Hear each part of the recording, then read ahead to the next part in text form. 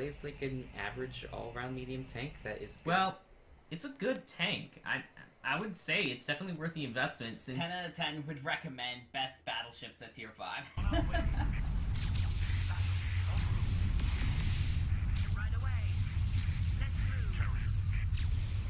Dude, I can sit here and tank all your damage, and you can't do jack shit. Get out.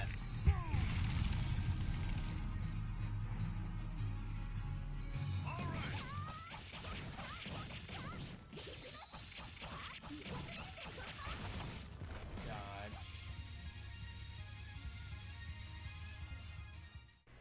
Jeez, that was a long and flashy intro. Anyway, guys, what's up? Dunscap here. Today, presenting you guys, well, just two little quick replays for you. First of which involving, well, it's a tale of two Kongos. And for those of you who come here from the Jingles 500,000 subscriber video, well, congratulations, Jingles. Congratulations on 500,000 subscribers. It's really impressive. Now, without dallying along, let's just jump straight into the replays.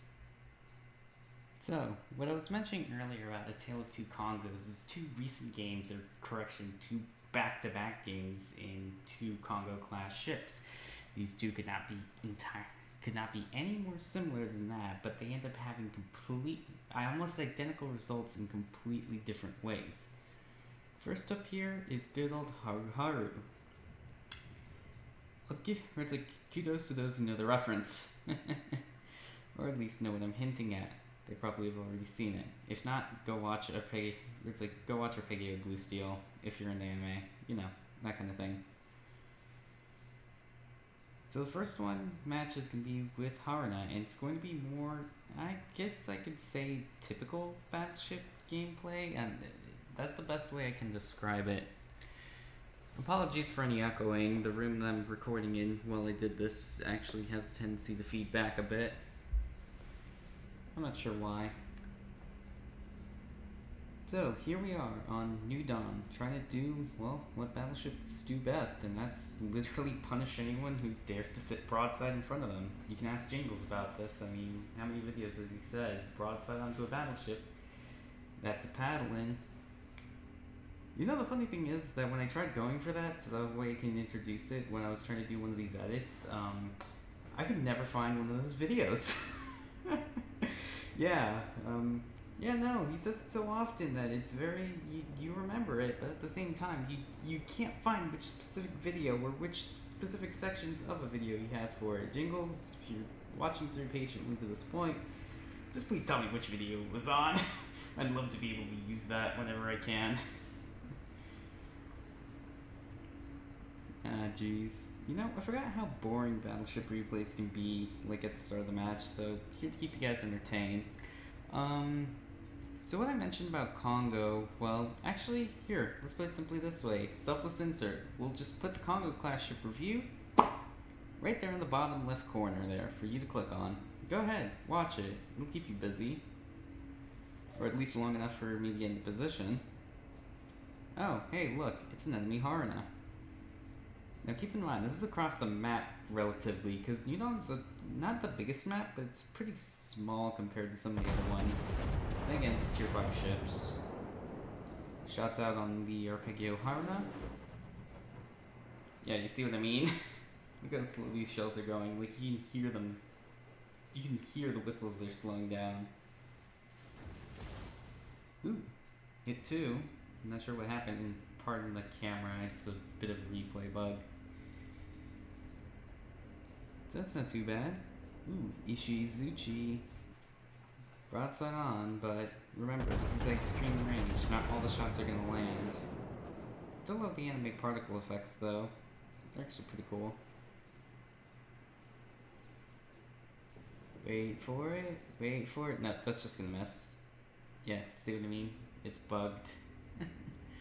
Ah, jeez. I wish they would introduce an actual replay system in the World of Warships like they have done with tanks. It'll make this so much easier. But now you can see up ahead, ooh, there's a lot of ships, a lot of activity going on. Fire at the Murmansk. Yeah, apologies for the frame rate. The Windows capture doesn't work very well either. Should turn down the graphics, but I can't do it anymore because if I were to try to replay now, it's on a different patch, meaning that it won't work properly, so sorry guys. You'll have to put up with it. It doesn't happen very often, thank goodness, but, you know, it may happen again. Still, I'm just hoping right now for some Citadel penetrations. I've only had 2 hits on that Arpeggio Haruna from way in the beginning, and those are lucky hits. By the way, we just saw there with the camera, that wasn't a glitch, that actually happened in game, and I was questioning that, like, what? Why would you turn my guns around 180 degrees, or my camera around 180 degrees? I digress. Wargaming, go home. You're drunk. Now this is generally what you want to do as a battleship player, is if you have the opportunity and you're not getting shot at, try to follow the shells, and even if you are getting shot at, just like start maneuvering while you're following the shells. Like, you don't have to be on it in order to see where they're going. It makes it easier for you to judge where you need to lead your shots. Oh hey, look, fires. There's that merman, but I'm not interested in him because I'm gonna have to take time to turn and it's gonna reveal my intention. So instead, shoot this Kirov who's sitting broadside onto me. You know how this is gonna go. Yeah, 11,020 damage, and also damaged his engine, so he's gonna burn his repair consumable. Though in this situation, he's just too close. There's no way that I'm not gonna be able to take advantage of the guns, and the teammates are all shooting into him. The Kirov, yeah, doesn't have much longer to live. I don't even bother tracing these shells, like it's a guaranteed hit.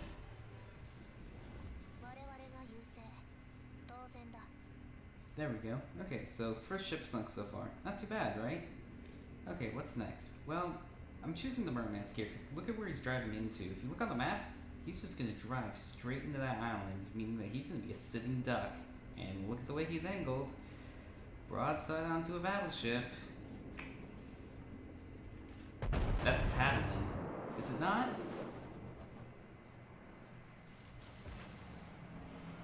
Yeah. Oh, jeez. I just feel bad for that guy. I really do. It's like, had any one of my other shots actually landed, I would have killed him outright, but, you know, I digress. You can't always get what you want. The guns have to misbehave every now and again. They can be laser pointers one game, and they cannot hit the same target with even the same turret the next, but oh well. Another one, don't even bother. This guy's not going to be able to dodge. Bingo. Kill number 2, and, well, welcome back to boredom. So, we're going to take advantage of the fact that there is a bit of spare time now, and we'll just talk about how you would want to play this. So it's like, as you probably have noticed by now, there's a couple of tips I can recommend. One, always wait for your opportunities where you don't have to turn the entire ship. You can just stay in position here and like keep angling. Angle between shots is a big thing. Like a lot of people think like, oh, you just need to point your bow straight towards the enemy. Well, that's not necessarily true. Yes, you want to keep angling, but here's the thing, is that you always want to, depending on your release shift time, constantly shift left and right between shots. So it makes it easier for you to angle. Like, look at this Zuiho. Like, notice how I turn my ship? Let it rip into the Zuiho, but notice how I'm turning again. I'm turning back in to keep myself angled against the ships that are in the distance. Granted, they're all out of firing range, so it's more an attempt to get closer, but you see what I mean. I actually overload that Zuiho a little bit, so... oh well. Let's try this again. Yeah, no, but you see it's constantly angling back and forth, and ooh, that guy just got slapped really hard. I think that was probably those Douglas dive bombers. Yeah, it was the Douglas. Shots out again. And, well, yeah, it's an aircraft carrier. He's on low health, though. That's a bit of a pleasant surprise. 4 Citadel penetrations out of 12 shots that hit the enemy, 3 of which sinking 3 enemy ships. It doesn't really seem fair, does it? And people wonder why battleships need to have, like, the god-awful RNG. Okay, here's another tip here. You'll see what I'm doing with this Omaha. I'm waiting for him to either keep overturning. Like, I'm anticipating his overturn, but then I see he stops doing that, so I'm like, okay. To start aiming in the other direction, and that's where he's going to start turning. Now, I didn't pay attention to this. I didn't realize he started slowing down. But look at how well placed these shots are by just waiting for him to turn out. Because now he's dedicated to the turn. His rudder won't shift fast enough in order for him to out-dodge it. So, if he had kept moving forward at full speed, I would have actually been able to hit him, maybe get another Citadel penetration off of him, and, well, just, you know, halve his HP.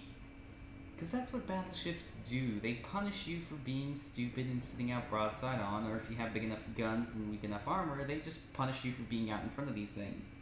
There's a couple cruisers that are known for that, the Russians and the Germans specifically, but, you know, you have to be careful. And again, wait for the turn. You always want to wait for the turn, because that means you can literally just slap the guy mid-turn and bang. Another Citadel penetration. And the best part about it is that these are sits that are unavoidable at this point. Like, it's all down to the RNG just not misbehaving because they're well led, because the guy's forced into a turn that he cannot finish. You always want to bait out that turn. If you can, let your allies distract him for you, which is a big part of what you want to do as a battleship. You need to set up hits, but you also need to set up crossfire. If you don't set up crossfire, well, then you're screwed. Enemy Wyoming shows up. He's broadside on, so only rolled for one hit though, and that's when I actually start taking fire for the first time, well, since the freaking mermaids. So instead, start trying to pick out targets here. Which one can I shoot more reliably in the broadside here? And I'm like trying to figure it out. I'm looking at the mini-map here. The mini-map's really helpful in determining that if you keep an eye on the track. And I see the Wyoming and I see the torpedoes. I'm like, okay, this is going to be an easy set. Or it's going to be an easy broadside, and, well, yeah, fair enough. Between me and those torpedoes, he managed to vaporize. I managed to vaporize half his health. The other ship managed to vaporize the other, 3/4 of it. So yeah, definitely not a good thing. And last up, we have an Ishizuchi in the background. So Ishizuchi broadside onto a battleship. We all know how this is gonna end, don't we? I mean, we've seen it enough times. Ooh, knocked out his engines. Okay, so what we need to do now is, instead of just overleading like we did before, because he has his engines knocked out now, take a look what I do. My guns are reloaded now, but look at his smokestacks. It's like, just look at his smokestacks when you zoom in. You see how they're still burning? That means he's not going at full speed, so you give it a lot less lead. Fire, and, well, yeah, we all know how this is gonna end.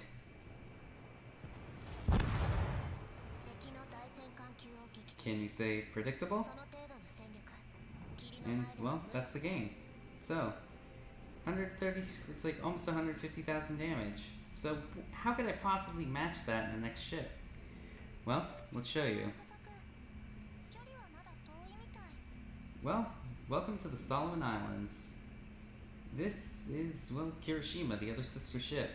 Ironically enough, these two ships both participated on the attack on Yokosuka and Arpeggio Blue Steel. Ooh, whoops. Spoilers! Who am I kidding? You guys probably already knew that anyway. I mean, if you guys know where they're from, you already knew that. If you don't, you probably haven't watched it either because you haven't heard of it. In which case, it's just a minor spoiler. It doesn't really, you were gonna find out. It was like 2 episodes in anyway, and 2, well, it's not that big of a deal. However, what I will say though is that I do enjoy this ship. Now, a couple of things to keep in mind here is that the Solomon Islands map is really small, so you'll want to keep yourselves at a good distance while you can. So, see New York, start taking under fire. And there's also another ship over there that's shooting at me, and it's not the New York. The New York would have been lit up by aircraft or something when it's pulling the trigger, so it has to be something smaller, like a cruiser or a destroyer. And that's why I see this nice, juicy Furutakis and broadside on. Yeah. How did we all see that one coming? I mean, it's a Furutaka. I think it's broadside onto a battleship. How do you expect me not to just want to go paddle that thing? Which is also another reason why I keep the spotter aircraft. Now, at higher tiers, most people take the catapult fighter for better cruiser, for better carrier defense. Ooh, take a snapshot of the Lewis and actually aim that one wrong. And yeah, no, as a result, they all miss. But what was I on? Yeah, no, for the catapult fighter. And there's a reason for it, is because with catapult fighter, you were like, it's like it just doesn't last long enough. I prefer the spotter aircraft for 2 reasons. One, the increased range. That's very helpful in sniping targets who think they're outside your gun range. You can surprise them easily with something like that. And 2, and probably more importantly, it increases the elevation of your camera, which makes it easier for you to determine where you need to put your shots, especially when you're shooting over mountains. Which gives you the opportunity to do basically what I did with Furitaka, allowing me to finish it off now. Now, unfortunately, we're very dangerous close to both that Nicholas and New York, so trying to turn here while the New York is busy reloading. Hopefully I don't get caught in the Citadel as I'm making the turn. Okay, let's start lining it up. Catapult fighter, or spotter aircraft returns. Torpedoes are in the water, but I'm still confident that they're gonna miss, so keep following up the shell. And that's where I kind of screw up. I didn't notice this at the moment, but I actually have free cannon enabled right now. Yeah, look at where my guns are pointing relative to where the camera's pointing. Whoops. Oh, jeez. I'm bad. I'm really bad with this. My apologies, and you'll see that I tried to fix that mistake a little later once I realized, wait, why are my guns pointing? Oh, wait, whoops. Come on. There we go.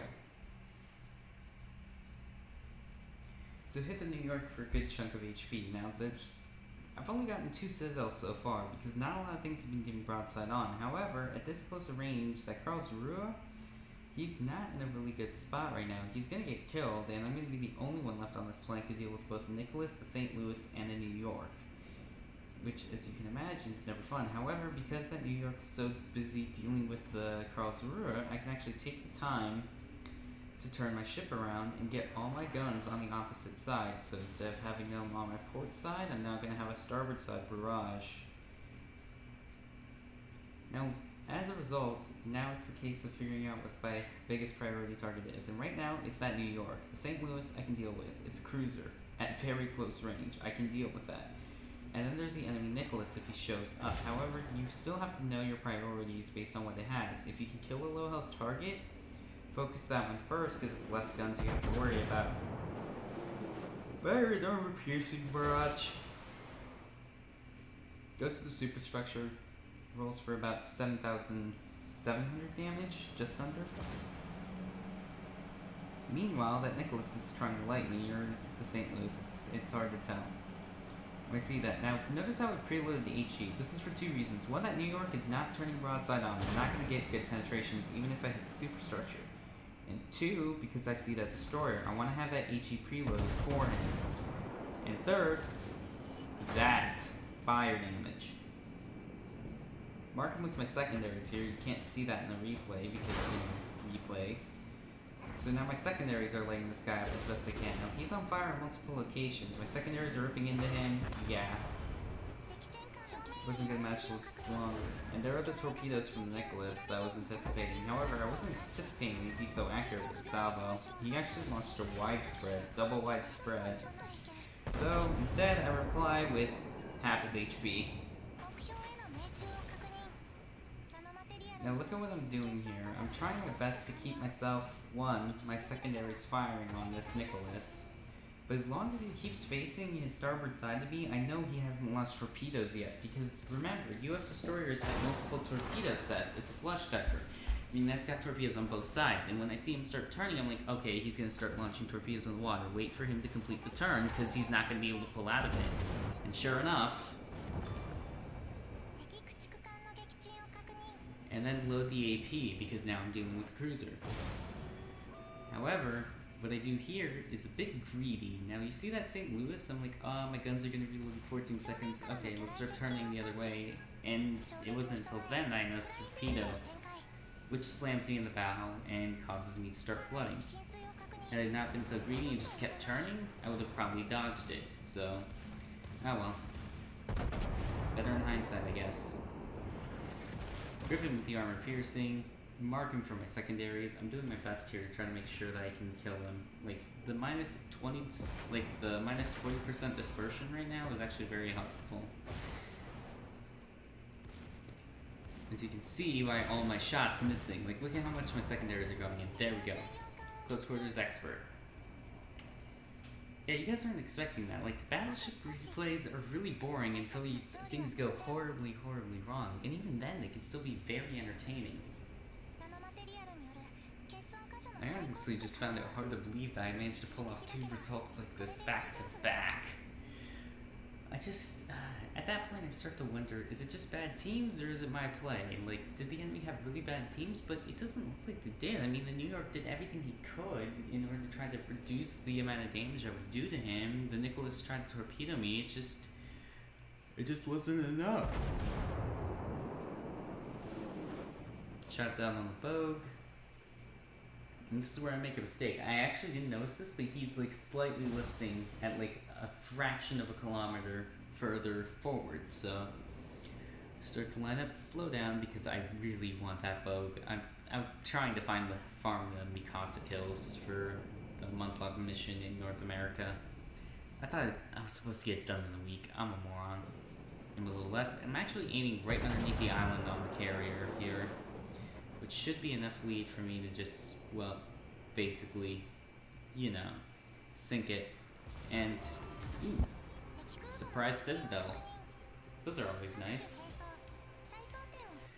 So, total of 108,000 damage dealt that match. Most of that coming from the fires that were set on the New York, as well as the secondary guns ripping into the other ships.